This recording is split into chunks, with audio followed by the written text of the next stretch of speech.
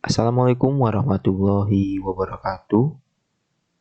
Saya Holil Rahman. Di sini saya akan menjelaskan tentang zat dan karakteristiknya.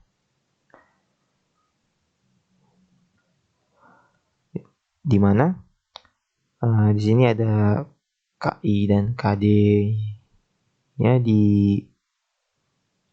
materi ini, yaitu KI-nya adalah KI 3, memahami pengetahuan faktual, konseptual, dan prosedural berdasarkan rasa ingin tahunya tentang ilmu pengetahuan, teknologi, seni, budaya, terkait fenomena dan kejadian yang tampak dengan mata.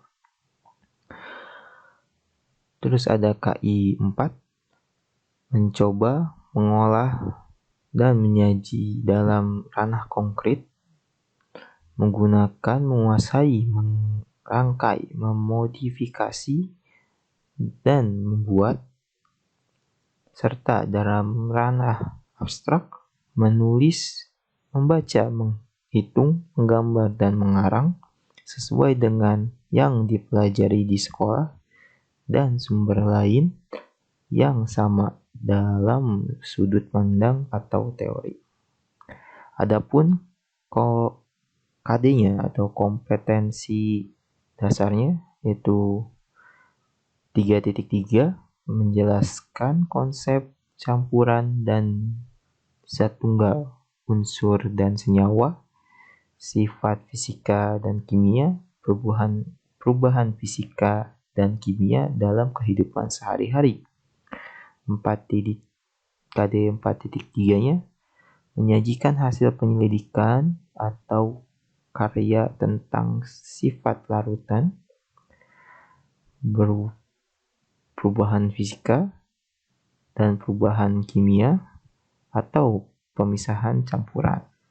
Di sini kita akan lebih fokus kalau KD-nya ke 3.3 saja karena tidak akan melakukan kegiatan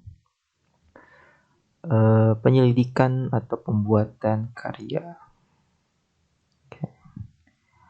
Adapun indikator pembelajaran yang diharapkan di pembelajaran kali ini adalah di mana pertama, siswa bisa menggolongkan karakteristik materi.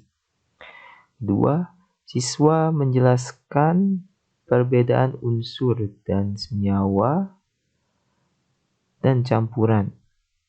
Ketiga, siswa menjelaskan metode pemisahan campuran. Keempat, siswa menjelaskan sifat fisika dan sifat kimia. Kelima, siswa mendeskripsikan perubahan fisika dan perubahan kimia. Adapun di sini peta konsepnya di mana diawal dari materi zat atau zat ya. Terus dipelajari melalui klasifikasi sifat dan perubahan, di mana klasifikasinya terdiri atas dari zat tunggal, campuran, zat tunggal dibagi menjadi unsur dan senyawa. Campuran itu meliputi campuran homogen dan campuran heterogen. Sedangkan sifat mencakupi dari sifat kimia dan sifat fisika. Sifat fisika dapat dilihat dari wujud zat itu ya, wujud materi itu, dan wujud itu dibagi menjadi 3 yaitu gas, cairan, dan padat. Adapun perubahan dibagi menjadi perubahan fisika dan perubahan kimia. Itu ada ya penjelasan dari konsep yang ada di sini. Ya, apa yang kita akan pelajari ini secara garis besarnya adalah klasifikasi zat, sifat-sifat zat, dan perubahan zat. Ya, yang kita pertama adalah klasifikasi zat. Ya, klasifikasi zat itu cara umumnya ada dibagi dua tadi, ya dapat kita tahu ada zat tunggal dan zat campuran, bukan zat campuran. Ya, zat tunggal itu bisa dibagi lagi nyata menjadi dua, yaitu unsur dan senyawa. Sedangkan campuran itu terdiri dari meliputi campuran homogen dan campuran heterogen. Unsur merupakan zat tunggal yang tidak dapat diurai lagi menjadi zat yang lebih sederhana dengan proses kimia biasa. Ya, bisa dibilang unsur itu juga atomnya. Terus senyawa adalah yang disebut senyawa bisa aja gabungan dari dua unsur atau lebih melalui reaksi kimia. Itu bisa disebut dengan senyawa. Dan bisa dibilang juga senyawa itu dapat diartikan jadi suatu zat tunggal yang dapat diuraikan menjadi zat-zat lain yang lebih sederhana melalui reaksi kimia, di mana zat-zat lain itu ada zat-zat penyusunnya atau unsur-unsur penyusunnya itu.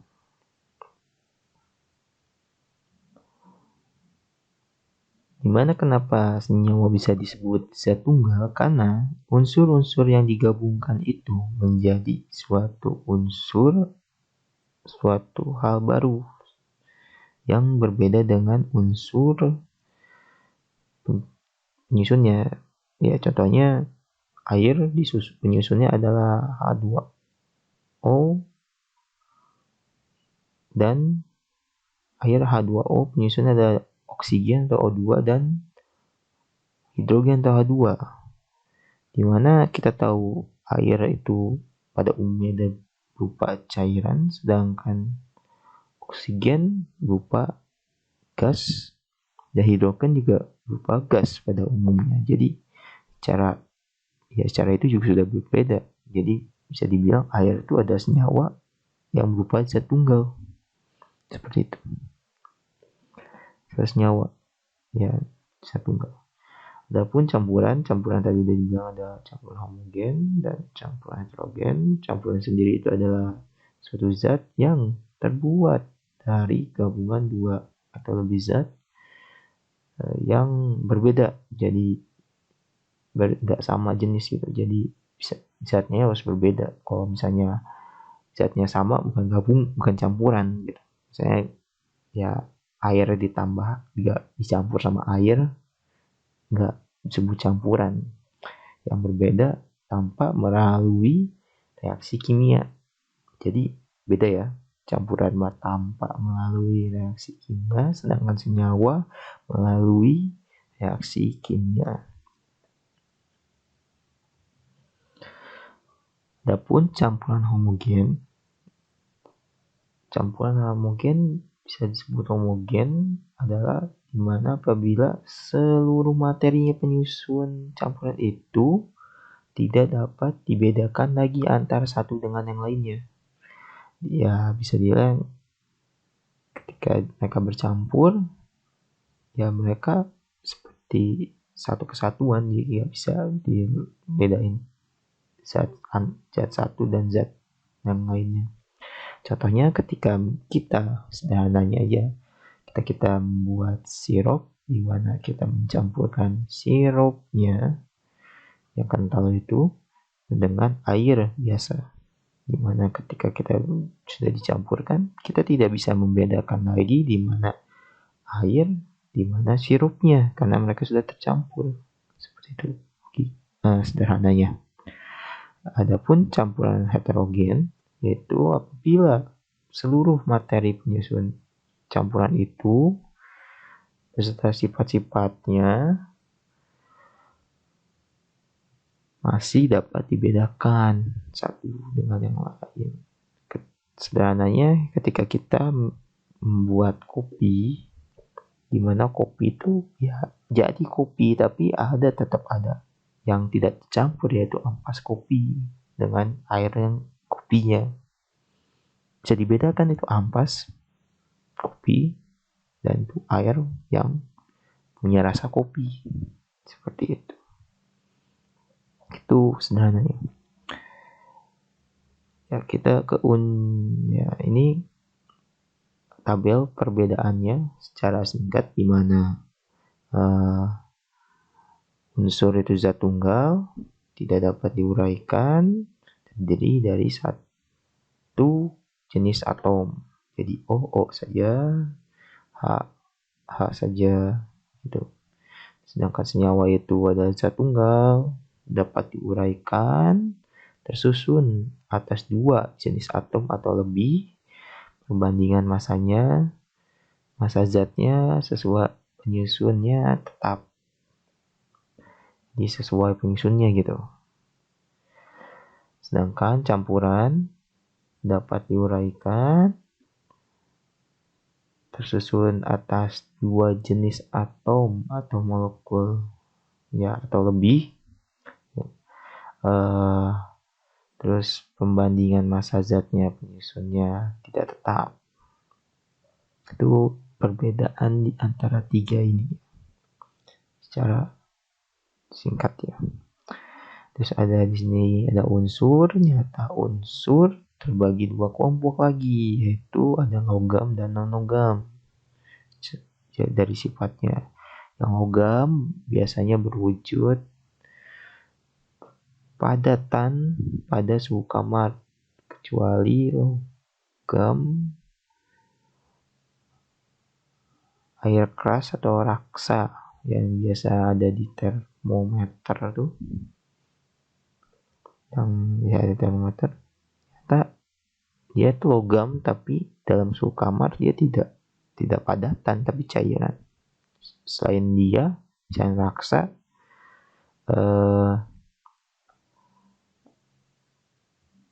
yang lainnya berupa padatan di suhu kamar atau suhu biasa. Sedang keduanya dapat ditempa, maksudnya ditempatnya dipanaskan, dibuat ya, dan dapat diregangkan. Terus ternyata logam juga yang kita tahu adalah konduktor baik untuk listrik dan panas. Adapun non-logam ya ada yang berwujud padat, cairan, dan gas, bersifat rapuh dan tidak dapat ditempa. Terus non-konduktor kecuali grafit. Di sini ada tabel periodik ya,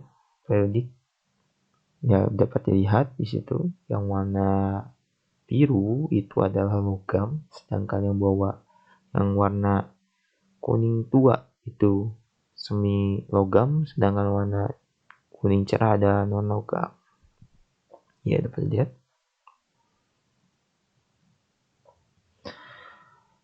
Oke, di sini ada senyawa, contoh-contoh dari senyawa yang diantaranya, yaitu yang pada umumnya adalah yang kita tadi sudah sebutkan, yaitu air, yang dimana unsur penyusunnya adalah hidrogen dan oksigen.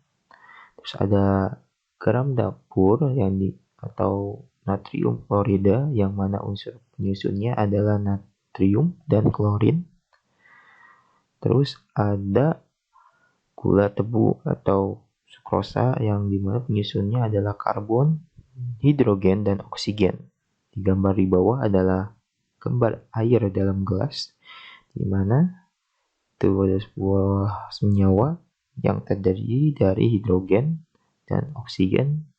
Dilihat dari gambar di sampingnya, itu adalah gambar molekul atau molekul atomnya, di mana ada satu atom oksigen dan dua atom hidrogen. Di sini ada campuran ya, langsung ke campuran homogen, di mana campuran homogen bisa digambar lihat di sana. Biasa campuran itu gabungan dari pelarut dan zat pelarutnya. Pelarutnya itu biasanya air, bisa pun alkohol dan klorin, dimana tergantung dengan apa yang akan dilarutkan. Tapi biasanya yang digunakan buat pelarut itu adalah air.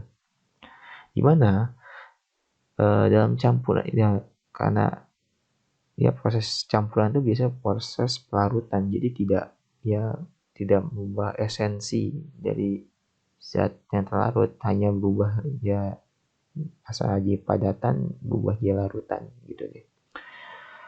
Dimana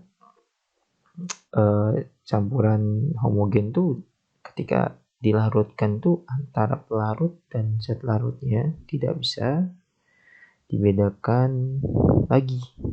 Jadi mereka sudah bersatu, sudah ya homogen gitu ya, udah susah dibedakan perbedaannya. Padahal di dalam sana itu ada ya pelarutnya sama zat larutnya gitu. Ya contoh biasanya ya kita buat air gula, terus buat air garam, terus di sirup ya, dan banyak yang lain. Ternyata juga larutan tuh ya bisa homogen tuh larutan asam, larutan basa, dan larutan garam. Dimana biasanya larutan asam di sini bisa ditemukan di buah dan sayuran, yaitu jeruk, lemon, dan tomat. Bisa juga dalam cuka dapur, yaitu mengandung asam asetat. Adapun juga di aki pada kendaraan bermotor mengandung asam sulfat. Dan juga bisa kita temukan di lambung kita, itu ada asam lambung, yaitu asam klorida yang biasa berfungsi untuk mencerna bahan makanan. Ya, cara ciri-cirinya, tanda-tanda dari larutan asam itu rasanya masam, tidak boleh dicoba ya, kecuali dalam makanan yang dalam makanan aman dicoba, tapi yang selain itu nggak boleh dicoba. Terus dapat menimbulkan korosi atau kerusakan, terus mengubah kertas lakmus biru menjadi merah, atau kadar pH-nya kurang dari 7.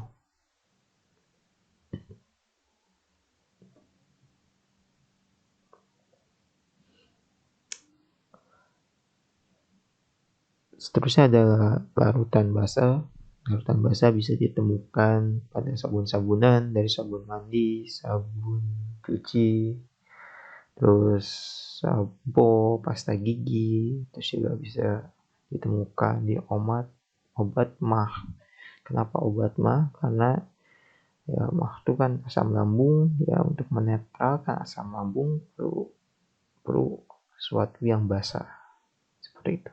Terus juga ada pupuk ya, ada pupuk di pupuk.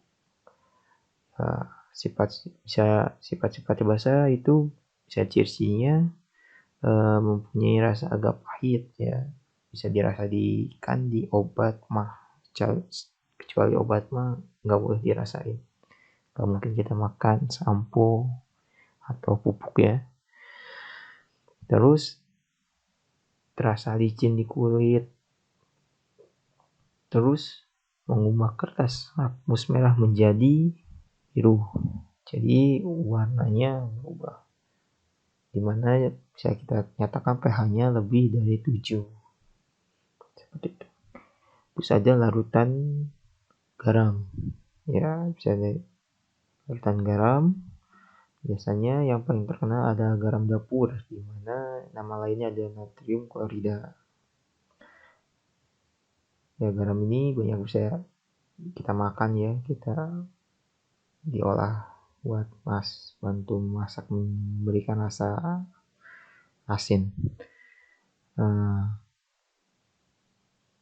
Ya, apakah kalian kita tahu ya di sini ada bagaimana senyawa garam itu terbentuk? Nyata senyawa garam itu bisa terbentuk dari proses reaksi asam dan basa atau reaksi netralisasi.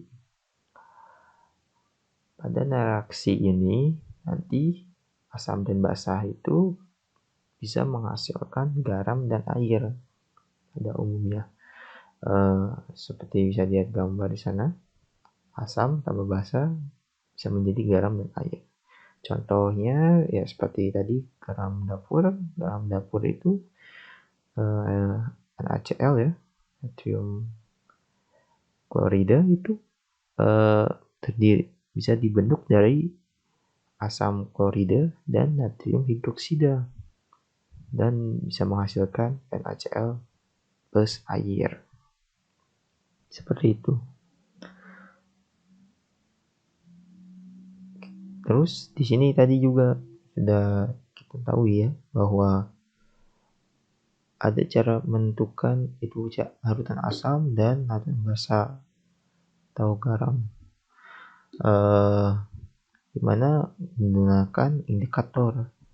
Di sini ada indikator itu ada indikator jadi dua, yaitu indikator alami dan indikator buatan. Indikator alami itu contohnya adalah kunyit, bunga mawar, terus kubis merah, kubis ungu, bunga kembang sepatu. Ya, dimana misalnya contohnya di ekstrak kunyit akan memberikan warna kuning cerah pada larutan asam dan dalam larutan basa akan memberikan warna jingga. Sedangkan dalam kol merah atau kubis merah mengandung suatu zat indikator yang namanya itu antosianin. Nah, zat ini berwarna merah pada asam dan berwarna hijau pada basa lemah, sedangkan berwarna kuning pada basa yang kuat. Terus ekstrak bunga kembang sepatu akan memberikan warna merah cerah jika diteteskan dalam larutan asam dan bisa berwarna hijau ketika diteteskan ke larutan basa. Terus sudah indikator alami, yaitu indikator yang berasal dari alam. Terus ada indikator buatan, yaitu indikator yang buatan manusia. Dari tadi itu berupa ekstrak atau berupa cairan. Indikator buatan juga ada yang cairan, tetapi yang sering digunakan yaitu adalah yang bukan cairan, yaitu kertas lakmus. Ya, indikator berupa kertas lakmus. Ternyata kertas lakmus itu ada dua, yaitu lakmus berwarna merah dan lakmus berwarna biru. Nah, warna kertas lakmus biru akan menjadi merah saat dalam larutan asam, sedangkan warna kertas lakmus merah akan menjadi biru ketika dalam larutan basa. Seperti itu. Di sini juga kita ke campuran heterogen, di mana tadi sudah homogen, sekarang heterogen. Yang seperti yang di awal kita ucapkan, heterogen berarti zat yang tidak dapat bercampur satu dengan yang lainnya secara sempurna, jadi bisa dikenali penyusun-penyusunnya. Dengan demikian, pada campuran heterogen ini seluruh bagiannya tidak memiliki komposisi yang sama.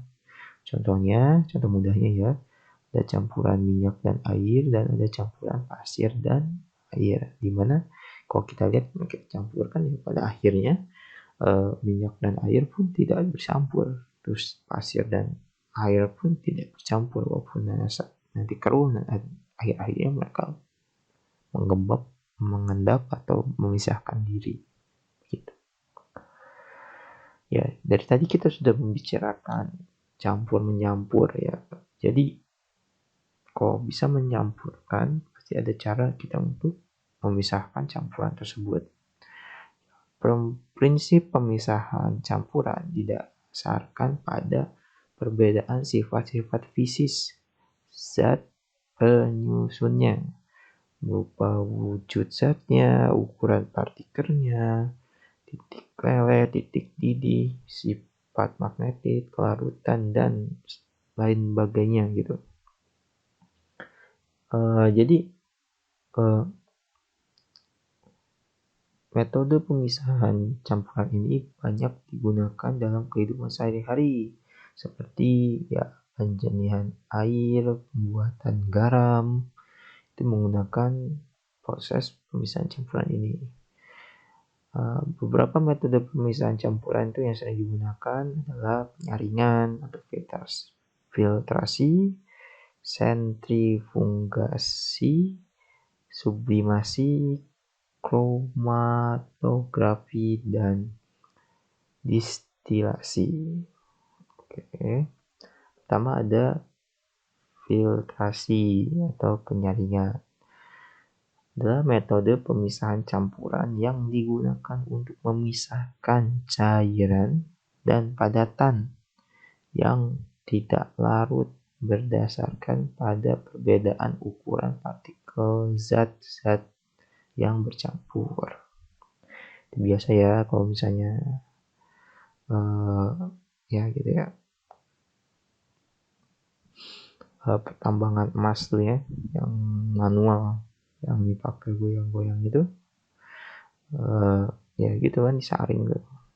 Atau ada kita lagi ya reaksi kan suatu zat, ternyata ada zat-zat yang tersisa, kalau ya kita bersih, kita suling lagi ke kertas penyaring gitu.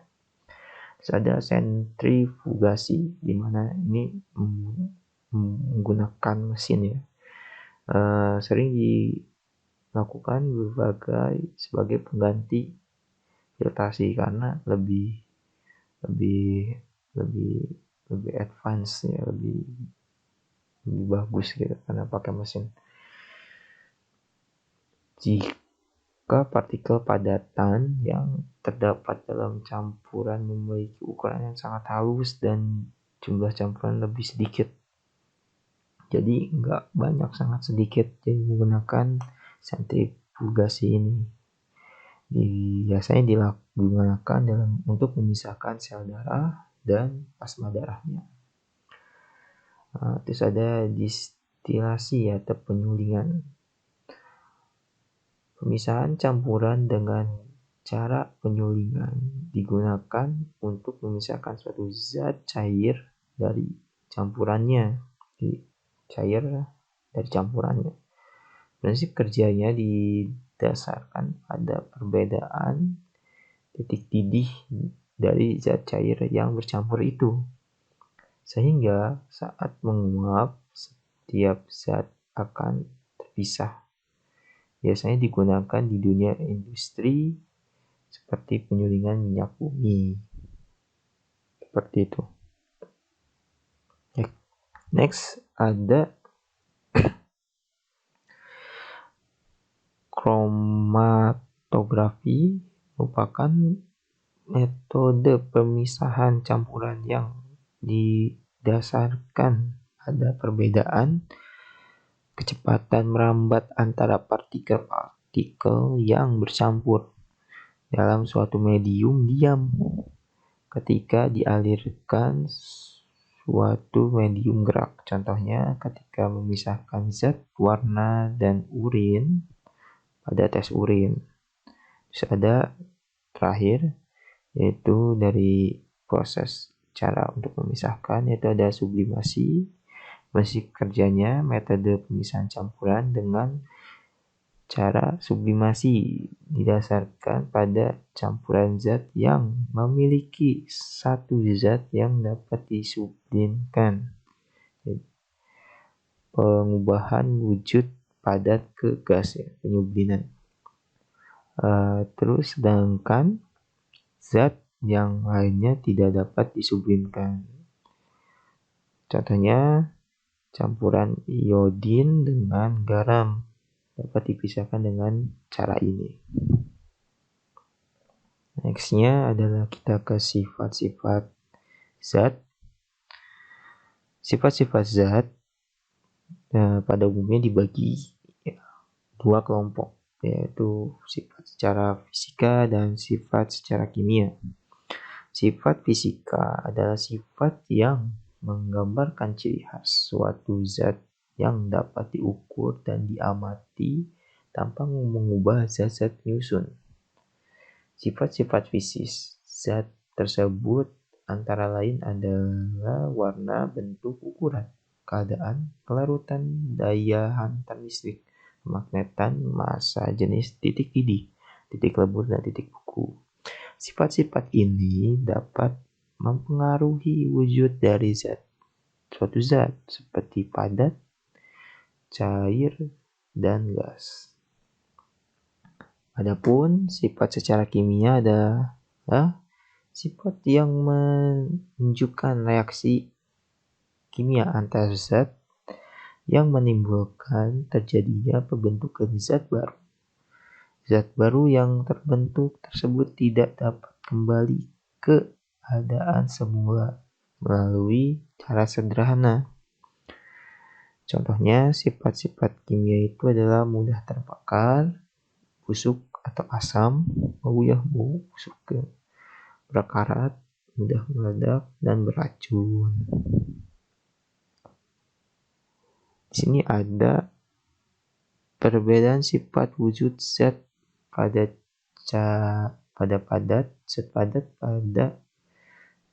wujud zat padat, cairan, dan gas. Padat mempunyai bentuk dan volume tertentu. Jarak antar partikel zatnya padat sangat rapat. Partikel-partikel zat padat tidak dapat bergerak bebas. Terus ada cairan mempunyai volume tertentu, tetapi tidak mempunyai bentuk yang tetap bergantung pada media yang digunakan. Jarak antar partikel zat cairan lebih renggang. Partikel zat cair dapat bergerak bebas namun terbatas. Gas itu tidak mempunyai volume atau bentuk yang tertentu. Jarak antar partikel gas sangat renggang. Partikel yang gas ini dapat bergerak sangat bebas. Seperti itu. Dapat dilihat dari gambar yang samping, yaitu yang nomor A itu ada gambar es batu berupa ketika air menjadi suatu padatan, ya es batu. Terus yang B itu adalah air. Terus yang ketiga itu ada air mendidih. Di atasnya ada uap-uap yang airnya itu berubah menjadi uap atau menjadi gas. Seperti itu. Di sini ada proses perubahan antara wujud zat padat, cair, dan gas. Di mana kita tahu dari padat menjadi air itu mencair. Terus dari cair jadi gas menguap, dan dari gas ke padat itu mengkristal. Ada lagi kebalikannya dari zat air dari cairan ke padat namanya membeku. Terus dari padatan ke gas menyublin, dari gas ke cairan namanya mengembun. Di sampingnya ada gambar grafik dari wujud zat pada air, di mana di bawah air itu titik bekunya di bawah 0 ya. Jadi ketika di gambar itu di Q1 itu ada keadaan air di bawah 0. Jadi dia padat, berubah padatan. Ketika sudah sampai 0, dia di Q2 cair tuh, menjadi air, cairan. Nah, ketika menjadi cairan, terus di Q3 itu juga masih cairan gitu. Masih cairan. Mulai mencair tuh, masih ya di Q2 tuh mulai cair, masih ada padatan tapi sudah mencair gitu.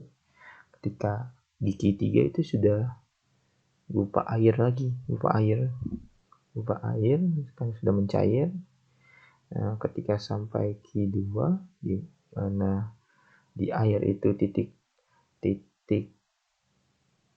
didihnya di atas itu, di atas titik didihnya ada 100 derajat Celcius. Jadi ketika sampai 100 derajat Celcius itu di titik 4 tuh mulailah terjadi proses penguapan. Ketika sudah lewat dari 100 derajat Celcius, air itu sudah menguap menjadi gas seperti itu. Nah, di sini selanjutnya ada perubahan zat. Yang ketiga, perubahan zat itu ya seperti biasa dibagikan lagi kembali menjadi 2 kelompok, di mana 2 kelompok itu adalah perubahan fisika dan perubahan kimia. Perubahan fisika biasanya perubahan zat yang tidak disertai dengan terbentuknya zat baru. Misalnya, gampangnya sih es mencair, yaitu tetap air H2O gitu. Bentuknya kan dari padat jadi cairan. Itu mudahnya. Lainnya ya kamper atau kamper ya, tahu kamper tuh yang buat lemari, menyublin kan dari sublin. Terus atau air menjadi uap air tuh menguap, tapi tetap air gitu, nggak berubah, nggak zat baru, tetap air gitu. Ya, terus ada perubahan kimia, di mana perubahan kimia itu adalah perubahan zat yang dapat menghasilkan atau membentuk zat baru dengan sifat kimia yang berbeda dengan zat asalnya. Terus proses pembakaran ya proses pembakaran kayu contohnya ya, mengakibatkan terbentuknya zat baru merupakan arang atau abu. Itu adalah suatu dari contoh perubahan kimia di keseharian ya kita, dan ada ciri-cirinya bisa dilihat ketika perubahan kimia itu ada ciri-cirinya. Yang pertama itu ada terbentuknya zat baru, terbentuknya gas, kalau apa ya, dan terbentuknya endapan, terjadinya perubahan warna, terjadinya perubahan suhu. Biasanya itu ketika misalnya di level advance-nya itu di tanah kimia, ketika gabungin zat lain, mereaksikan zat lain, biasanya ada perubahan membentuk, ada gasnya, ada endapannya, terus ada terjadi tiba-tiba rasanya bening, tiba-tiba warnanya kuning gitu kan ketika digabungkan. Terus ada terjadinya tiba-tiba saya biasa kok tiba-tiba hangat. Itu ada perubahan secara kimia ya, jelas karena reaksi kimia ya pasti menggunakan ada perubahan kimia itu ya, seperti itu. Oke, itu terakhir dari saya. Terima kasih telah mendengarkan. Mohon maaf apabila ada kekurangannya. Ya, sekian. Wassalamualaikum warahmatullahi wabarakatuh.